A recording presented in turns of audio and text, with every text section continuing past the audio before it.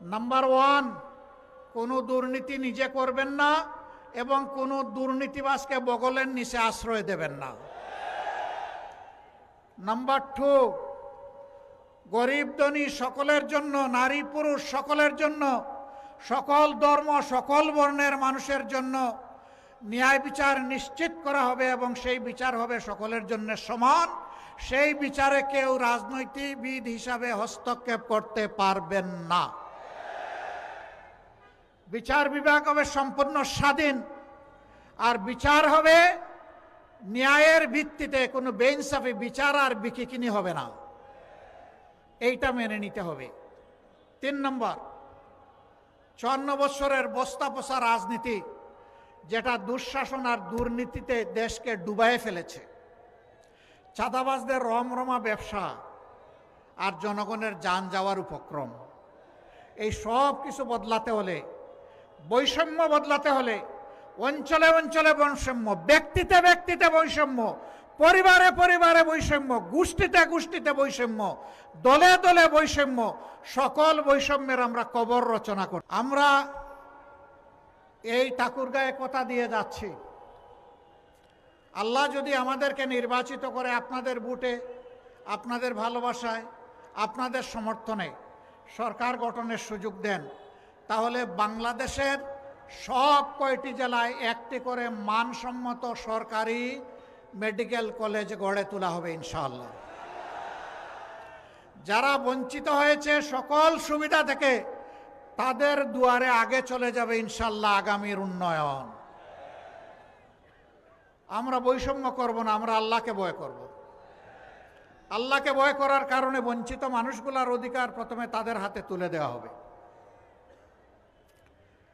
ঠাকুরগাঁওবাসী, এর আগে দফায় দফায় আপনারা অনেককেই আপনাদের মূল্যবান ভোট, ভালোবাসা, সমর্থন দিয়েছেন। এবার বাংলাদেশ জামাতে ইসলামীকে নয়, এবার এই দেশের মুক্তি পাগল মানুষের 10 দলের একটা ঠিকানা, সেই ঠিকানাকে আপনারা ভোট দেবেন ইনশাআল্লাহ। আমরা একা বাংলাদেশ করতে পারবো না। আমরা মনে করি ঐক্যবদ্ধ জাতিকে ঐক্যবদ্ধ করেই বাংলাদেশ করতে হবে ইনশাআল্লাহ। আমরা ঘোষণা করেছি, আল্লাহ আমাদেরকে কামিয়াবি দিলে, সফলতা দিলে আমরা কাউকে বাদ দিব না। আমরা সবাইকে বলবো, আসেন মিলেমিশে আমরা বাংলাদেশ গড়ে তুলি। 3টা শর্ত শুধু মেনে নিতে হবে।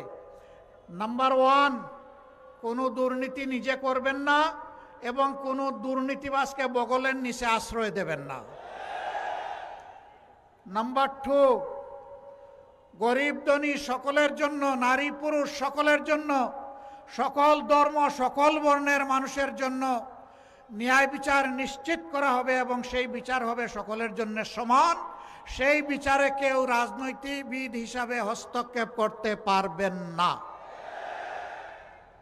বিচার বিভাগ হবে সম্পূর্ণ স্বাধীন, আর বিচার হবে ন্যায়ের ভিত্তিতে, কোনো বেইনসাফি বিচার আর বিকিকিনি হবে না। এইটা মেনে নিতে হবে। 3 নম্বর, 54 বছরের বস্তা পচা রাজনীতি, যেটা দুঃশাসন আর দুর্নীতিতে দেশকে ডুবাইয়ে ফেলেছে, চাঁদাবাজদের রমরমা ব্যবসা আর জনগণের যান যাওয়ার উপক্রম, এই সব কিছু বদলাতে হলে, বৈষম্য বদলাতে হলে, অঞ্চলে অঞ্চলে বৈষম্য, ব্যক্তিতে ব্যক্তিতে বৈষম্য, পরিবারে পরিবারে বৈষম্য, গোষ্ঠীতে গোষ্ঠীতে বৈষম্য, দলে দলে বৈষম্য, সকল বৈষম্যের আমরা কবর রচনা করতে চাই। এই জন্য প্রয়োজন, সংস্কারের সকল প্রস্তাব গণভোটে দেওয়া হয়েছে, সেই গণভোটে হা দিয়ে গণভোটকে পাশ করায় দেওয়া। আপনারা গণভোটে হা দেবেন? আর কিসে হা দিবেন? এই যে 10 দল, 10 মিলি করি কাজ, তাতে নাই কোনো লাজ। জনগণের বিজয় হবে ইনশাআল্লাহ। কোনো একক দলের কোনো শাসন আমরা চাচ্ছি না। আমরা এখন জনগণের শাসন চাই। আলিম উলামা থাকবেন, এ দেশের দক্ষ মানুষগুলা থাকবে, দেশপ্রেমিক দলগুলো আসবে, যারা দেশকে ভালোবাসে, কোনো আধিপত্যবাদকে যারা মেনে নেবে না, তাদের সবাইকে নিয়ে আগামীর বাংলাদেশ আমরা গড়ব ইনশাআল্লাহ। সেই দিনটার জন্যই জাতি অপেক্ষা করছে। দফায় দফায় অনেককে সুযোগ দিয়ে আপনারা দেখেছেন। এবার একটু ওই মানুষগুলাকে সুযোগ দেন যারা নিজেরা চাঁদাবাজি করে না, বরঞ্চ চাঁদাবাজদেরকে রুখে দেওয়ার জন্য শপথ নিয়েছে। ওই মানুষগুলাকে আপনারা এবার সমর্থন দিয়ে সংসদে পাঠান, সরকার গঠনের সুযোগ দিন, যারা নিজেরা দুর্নীতি করবে না এবং কোনো দুর্নীতি সহ্য করবে না। ওই মানুষগুলাকে আপনারা নির্বাচিত করুন, যারা মানুষকে সম্মান করতে জানে, যারা মানুষকে ভালোবাসতে জানে। ওই মানুষগুলোকে আপনারা এবার নির্বাচিত করুন, যাদের হাতে দেশ আসলে বিদেশে বন্ধু খুঁজবে কিন্তু কোনো প্রভু মানবে না। ওই মানুষগুলোকে আপনারা নির্বাচিত করেন, আর কোনো ধর্মের ধর্মগুরুকে, কোনো আলিমুলামাকে, আর কোনো স্বৈর শাসকের হাতে নির্যাতিত হতে হবে না।